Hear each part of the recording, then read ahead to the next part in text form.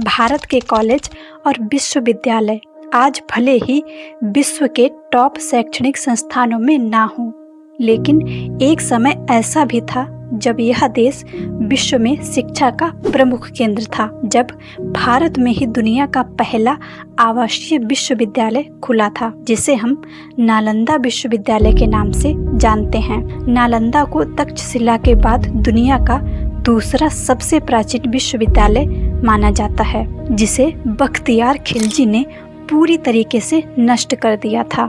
तो आइए आज की इस वीडियो में आपको इसी से संबंधित कुछ फैक्ट्स बताते हैं जो आपने कहीं और नहीं सुने होंगे। नालंदा की स्थापना 5वीं शताब्दी में गुप्त वंश के सम्राट कुमार गुप्त ने की थी। इसे महान सम्राट हर्षवर्धन और पाल शासकों का भी संरक्षण मिला। नालंदा विश्वविद्यालय का इतिहास चीन के हेनसोंग और इत्सिंग ने खोजा था। ये दोनों 7वीं शताब्दी में भारत आए थे। इन लोगों ने चीन लौटने के बाद नालंदा के बारे में विस्तार से लिखा और इसे विश्व का सबसे बड़ा विश्वविद्यालय बताया।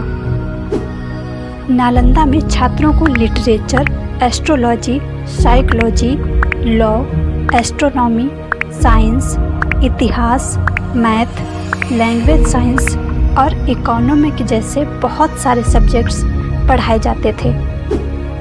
इस विश्वविद्यालय में एक समय पर 10,000 से ज़्यादा विद्यार्थी शिक्षा ग्रहण करते थे और 2700 से ज़्यादा अध्यापक उन्हें शिक्षा देते थे। यहाँ छात्रों को निःशुल्क शिक्षा दी जाती थी, साथ में उनका रहना और खाना भी निःशुल्क था।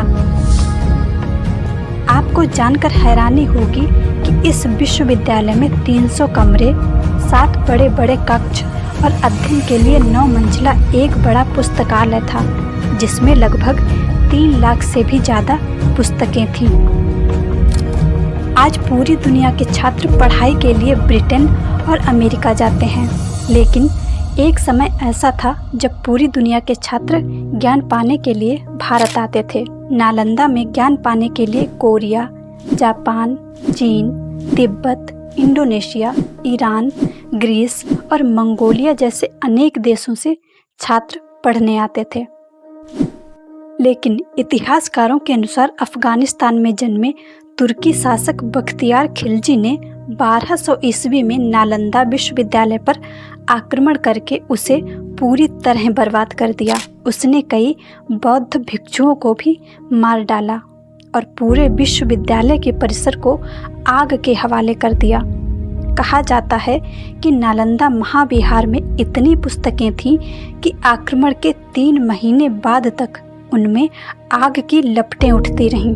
बख्तियार खिलजी ने सिर्फ एक विश्वविद्यालय को नष्ट नहीं किया था, बल्कि एक पूरी परंपरा को ही तबाह कर दिया था। उसका आक्रमण इतना भयंकर था कि दोबारा निर्माण करने के लिए नालंदा विश्वविद्यालय में कुछ भी नहीं बचा था। दोस्तों, नालंदा के नष्ट किए गए ज्ञान को तो हम वापस नहीं ला सकते, लेकिन भारत सरकार ने नालंदा विश्वविद्यालय को फिर से शिक्षा का केंद्र बनाने का प्रयास जरूर शुरू किया, जिसका विचार पहली बार 2006 में राष्ट्रपति डॉक्टर APJ अब्दुल कलाम को आया था और अंत में भारतीय संसद ने नालंदा विश्वविद्यालय एक्ट 2010 पास करके वहां फिर से विश्वविद्यालय बनाने का फैसला किया। आखिरकार 19 जून 2024 को विश्वविद्यालय का निर्माण कार्य पूरा हुआ और हमारे प्रधानमंत्री नरेंद्र मोदी ने इसका उद्घाटन किया। हम उम्मीद करते हैं कि सरकार का ये प्रयास भारत के एजुकेशन के क्षेत्र में एक बहुत बड़ा कदम साबित होगा। दोस्तों, ये वीडियो आपको कैसी लगी? अपने विचार हमें कमेंट में ज़रूर बताना।